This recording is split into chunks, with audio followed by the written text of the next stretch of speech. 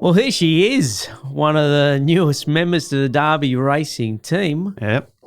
Introducing Amy Byrnes to the Darby podcast. How wonderful to have you on board. You're a breath of fresh air. You're the assistant racing manager to Lauren. Yep. Tell us a little bit about your background, how you got to this point in working for Darby Racing. You're only 25 years old, only young. Yeah. So she's only 5 years younger than me. Yeah. Well, that makes it the same age as me then. Well, true. She's yeah. No, she's a year older than you. Where did it all begin for you? You got a horse background? No, I come from a non-horsey background. Another one? So you're another one. See, all of us. Non-horse. Lauren, non-horse. Non-horse. Stevie, non-horse. None of us have got horse backgrounds, Yeah. but we've all ended up. We'll have to put that on Doing the this. whenever we're hiring someone. Do you have Do you horse have anything to do with horse experience? You do. in but your you can't- family? That is Can't work in it. your family. Yeah. Yeah, I grew up in Clovelly in the heart of Sydney with non-horsey parents. Right. So that was always interesting. And my first sort of experience probably with horses was at the Sydney Royal Easter Show. My dad put me on one of those little mini pony rides. Is that right?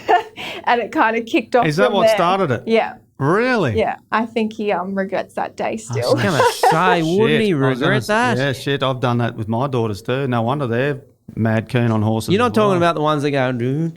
No. So really, a little pony. Yeah. Yeah, Wow. Just, just those rides that they just take Yeah. you around in And the what? circle. Just loved it. You loved it. Just loved it. Yeah. So then did you annoy them to get your own horse or? Yes and no. I started getting lessons at a riding school in Malabar. Right. And they used to take me out. Did you say Malabar? Yeah. Oh, okay. And they used to take me out twice a week there. And I was still sort of into the horses by the time I was age 12. Yeah. And I was looking at heading to high school. And we were weighing up the pros and cons of could I have a horse in the city? Was it realistic? Yeah.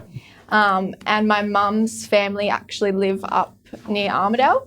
Right. And there's a boarding school called New England Girls School. Uh-oh. Right. I'm not feeling this story. A boarding school.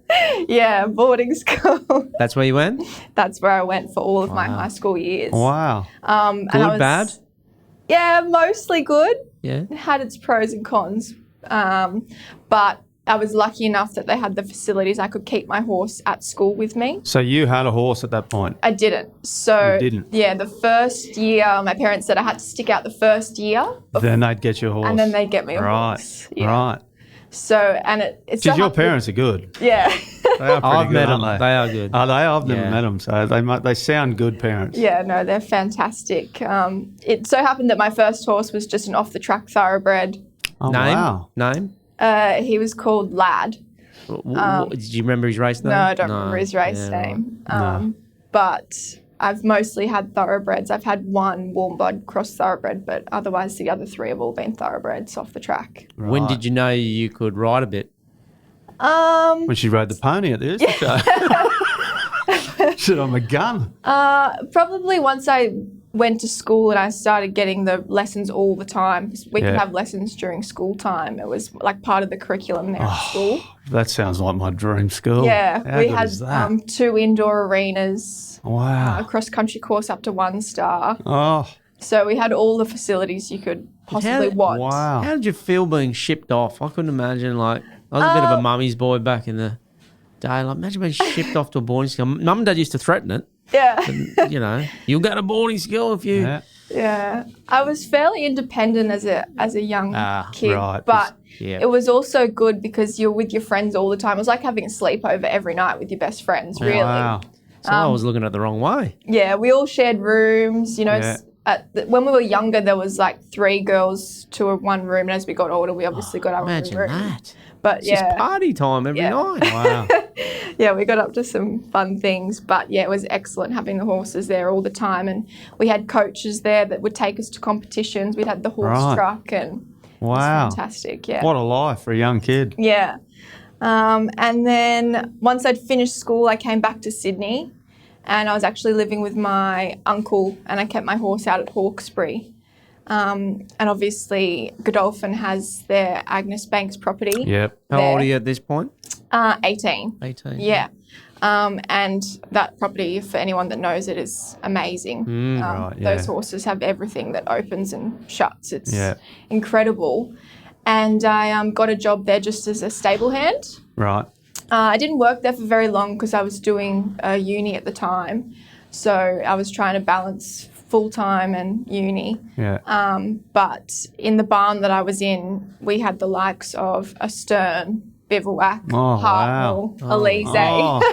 So that's where I really got the love for racing. That's some Yeah. big names. You mentioned Wow. Bivouac there. Yeah. How did you feel that day that Time to Rain towed him up? Yeah, I don't know. It was pretty impressive just to have those horses around you Yeah. all the time. Wow. The caliber of them was It is important to be around good horses in being part of the industry. You know, Yeah. when you're with Well, that's the your real good measuring horses, stick, isn't it? yeah. Yeah. how they operate, what Yeah. their Yeah. mental side's like, Yeah. Yeah. work. Some of them, don't you see some of them and you just go, that's such and such? Yeah. Yeah. And Some other of them are underwhelming. Yeah, Yeah. absolutely. Yeah. And other times you go, Well, others have got that real air wow. about them. And you can Wow. imagine, because we always used to talk about it, coming up against Darley, most of them are just, Beasts. Yeah. Yeah. The best of Yeah. the best. Yeah, I really couldn't have asked for a better introduction to racing. Yeah. And just their whole company is amazing. professional. Yeah. yeah. Yeah, it's And who was excellent. training at that time? Was that James? No, it was John. Oh, it was John. It was way back Yeah. then. Yeah. Wow. Do you have much to do with John? A little bit, mostly just on trot up mornings. Yeah. After they galloped, he'd come in and watch every horse trot up with the vets. Right. That's when I'd have the most interaction with him. What But, were you? What was your role? I was just a stable hand, a strapper. Stable hand, right. Yeah. So that was good. And then whilst I finished uni, I just worked. I left there and I just worked at a pub until I'd finished uni. And it just so happened that I was going to the races one day and ran into someone who worked for Godolphin, and they said, "Oh, do you like your job?" And I said, "Oh, I'd love to be doing Not something really. else." Yeah. And he said, "Oh, well, there's a role at Godolphin as an office administrator." And I thought, "Oh, that sounds cool." And then a couple of days later, Craig Nolan, who first interviewed me for my job, I got a phone call from him. And he said, "I heard you're looking for a job." And I said, "Oh, yeah." And then I landed this job back at Agnes Banks as their OA, which is just a contract role, but it was fantastic. And I really got to learn the ins and outs of the company and how it all worked. Why is it a Wow. contract role and how long was it? It was just someone who was on maternity leave. Right. So I was just there for the year. Filling in. Yeah, just filling in. Yeah. I'll bet you that was the best year when you look back now of the experience you Yeah. gained. Yeah. And just the insight into everything that, things that you don't even realise go on behind the scenes. yeah. And obviously I was dealing with staff, all the horses, so it was quite a large role, but Yeah. it was great. Yeah. Yeah. Now, tell us about one Ronan O'Reilly. And when did Ronan O'Reilly come in to fit into, how old were you? And So I've had him for 7 years now. this is your horse? This is my current horse. You've still got him? Yes, current horse. I've Yeah. still got him. He's off the track. He's obviously turning 14 this year, but he was Bless him. by Quest for Fame, Yeah. which is Nice. pretty cool. Good. He was Yeah, a he's pretty great. impressive Yeah. horse back in his You would day. have thought he was by O'Reilly being Ronan. Ronan O'Reilly. No, that's just his show name. Ah, yeah, right, not his gotcha. actual race name. He was a terrible racehorse. I think he had 10 starts for about 9 lasts and 1 second last. Jeez.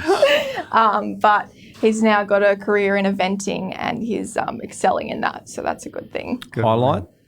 Highlight would be winning Sydney International 3-day event with him. If you don't mind. Wow. So that was a big achievement. Yeah. Well done. Yeah, we were coming second after the dressage.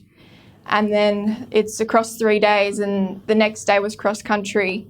And we'd had so much rain. If you wanted to rate it, it was a heavy 10, the cross Wow. country. Wow. So everyone was quite nervous about going out. We had the horses studded up.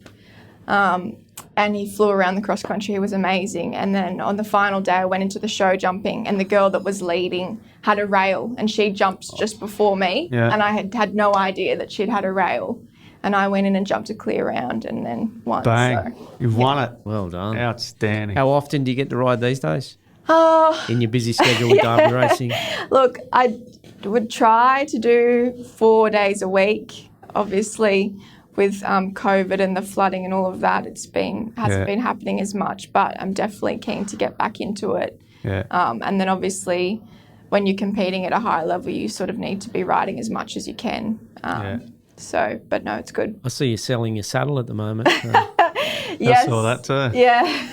Any luck? Not yet. Do you want to give it a Just plug? look down the camera there and just say, anyone interested in a In show a saddle, CWD dressage saddle.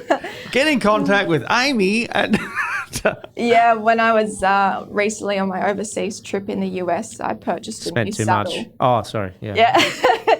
I purchased a new saddle, so that's currently getting made at the moment. So is Ronan the one you were thinking about potentially sending to America? Potentially, Right. yes. And she didn't tell you that she's going to work over there 6 months a year as well and do the Well, we course did say we were doing it from. Well, Yeah. it's remote, We're doing so remote, she just could be riding overseas. and riding. And Now I know you're emailing, lying. Yes, your Maybe horse is we- going well. Maybe we could open a syndication in the US. Yeah. Now you're talking. Start importing You're some starting to US. sound like me. Yeah. Now I know you're lying because you're assistant to Lauren, and we've just wrapped up a podcast with Lauren, and we talked about how busy the management side is. Yes. How do you find it? How do you find dealing with 2,000 owners, the ticketing, the managing, the getting out to the farms, the getting to the races, even on a Sunday sometimes? Yeah. I think, like, initially it was quite a lot to get my head around, but once I sort of have my plans in place and the motions of going through things and being organised, Yeah. you kind of get into a groove and you know what to do, and it just comes, naturally. I suppose the hardest thing with the owners is managing their expectations. Yes. Yeah, big time. Being an owner myself, I know the highs and lows of owning a racehorse. Yeah. And I think, once you've had that ultimate high, Yeah. it is hard to get that again Yeah. and doesn't always happen. Yeah.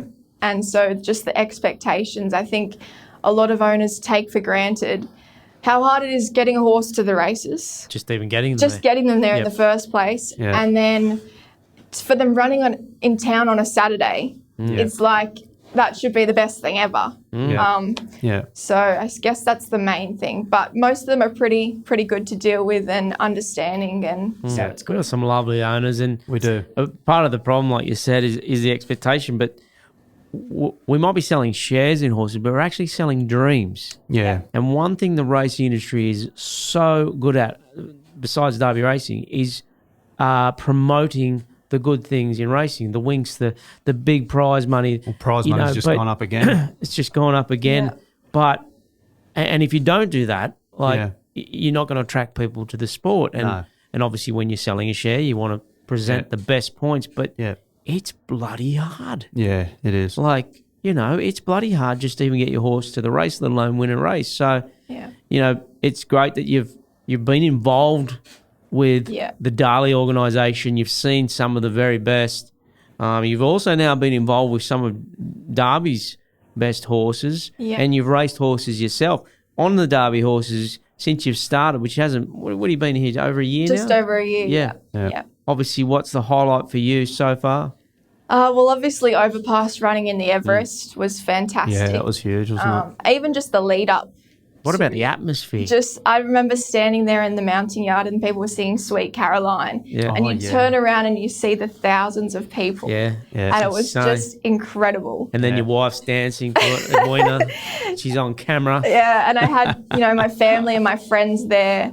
So it was a great day, and for Overpass to run sixth in such a big race, Yeah. it was fantastic. It was massive, wasn't it? Another highlight would have to be True Marvel running in the Sydney Cup. What about that? Yeah, run second. Oh, he was fantastic. What about that? We talk about the big end stories, but good old little True Marvel. Yeah. I Group think I saw. one. Is that right? I saw his prize money. Is he over 800,000 in prize money? No, You might be shooting a little bit high I think I looked Is the he? other day and it was like there. He won about 360 for running second in that race. he's right up there. I was surprised because I remember thinking, wow.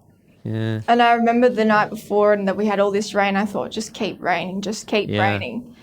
And when he came out, and Laura and I standing there screaming, and we couldn't see above all the people. We were at the back and we couldn't quite see, and it was just such a thrill.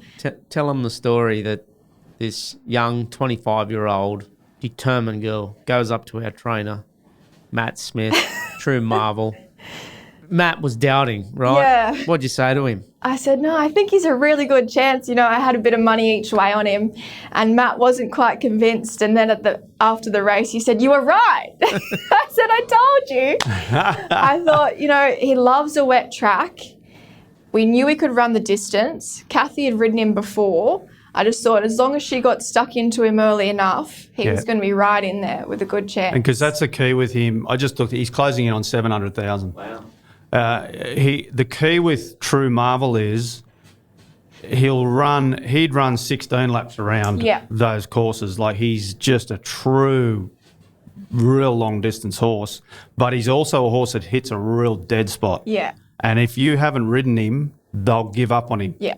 And I know we get the whip rules and everything, but he's a horse that you go, get into him. Yeah. Get it. So when Kathy's into him from the 800, she's starting to wind him up, and it's kind of like, go for it, Kath. Yeah. Because you need to wind that horse up because he's not going to stop. But it wasn't just there. Like, we had King Frankel in the race as well. Second favourite, well backed. Yeah. We really wondered whether he'd run 3,200, and we were on the wettish track. But when True Marvel's sitting right on King Frankel, right on his hammer. Yep. The proper stayer is sitting right on. Yeah. Kathy's on him. She's doing it. With 700 to go, she's just like, get into him, Kathy. He won't stop. And you're thinking, I remember the top of the straight, King Frankel's going backwards. Yeah. He's coming around. He's just going to keep you're thinking going. King Frankel's, and he's still there. Yep. And he's still there. And then he hit the front. Then he's hit the front, and you're going, Edwina's starting to do an early call, and I'm going, I think he's... The minute I said, I think he's got it with 100 to go, that's when that horse came. Yeah. The minute, because I wait. I do too. Wait. You have the quick scan back to see how everything's travelling, and everything seemed off like struggling, and you're thinking, geez. I think he's got it. And then that just bang. No, he hasn't. Nah. But it was a thrill. Second was still fantastic. Oh, it was incredible. Group one placed. Yeah. Especially when in at like 200 to 1, like you said, like it was incredible. Yeah. Like no one thought he was going to do it. No. So. No. And that horse was back from our experimental days with imports when we just couldn't get into the import market because they're too dear. Yeah. So Hubie came up with the idea, why don't we go down buying yearlings? Yeah. So they bought into True Marvel as a yearling, and he was very cheap. Cheap. No, we bought him 17 grand or I think 16,000 €16,000. Yeah. Like, he wasn't dear because his pedigrees, there's nothing flash about his pedigree, but it's all pure stayers. So that was a real project for those owners to come on, and it worked out good. We had Canasta and True Marvel, and it was a good. And now he's made little crop. Close to 700,000. He's closing on 7. I thought he was up there because I looked at him the other day, and it was like, wow, that's not a bad closing in on 700,000. Yeah, I'm going to put you on the spot. Look out! Look out!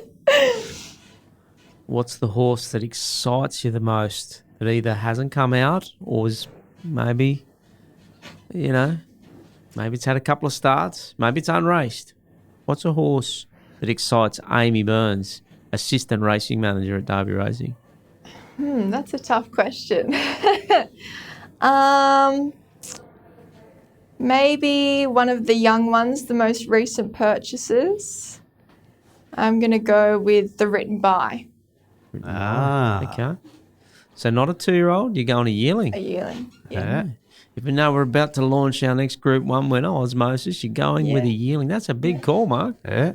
MH's beast. I know. I know MH fell in love with this horse at the sales. Yeah. He's had a lot to say about him. So I'm backing your judgment. Oh, no, shit. I'm excited for the future. Oh, yes, of course, Scott, you as well. Jeez. No, something a bit left field, but why not? Yeah. Okay, we'll keep an eye on that. Yeah. He'll be getting named shortly in a gaze at the moment. So. And Amy goes to the races a lot, don't you? So a lot of owners will be know you and recognise your face. That's why we're doing this, so people get to know you. Know you a bit more.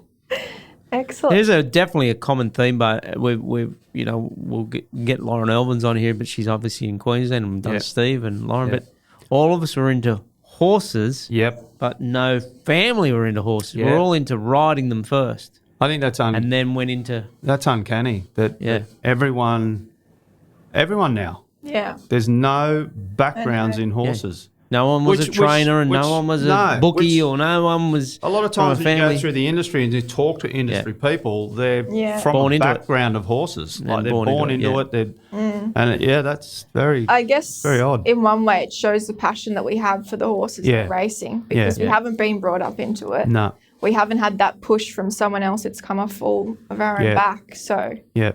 it's a And good, that's one thing I definitely sum up, although it's my company, from all the staff.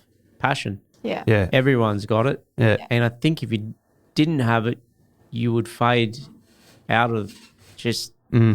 because everybody's got it. You even see it in these podcasts we're doing. They're not scripted, although we've got a run sheet because, you don't want to forget something. No. People are passionate and, Yeah. and it comes right through to the owners. So Yeah. it's been a great start, Amy. Yes, 1 year it's been in. fantastic. Hopefully there's many years to come. Yes, Yeah. let's hope so. Is there any ambitions down the track for Amy? Would you want to be a trainer? You want to take Lauren's job or Mark's job? What's your ambitions do in the sales. future, or you're just content where you are at I'm the quite moment? content where I am at the moment, still learning lots. So we'll just see how we go and, Yeah, and see what happens. awesome. Love having you on board. Excellent. Yeah. And say good day to Amy if you see her at the races. Yeah. Excellent. Thanks for having me.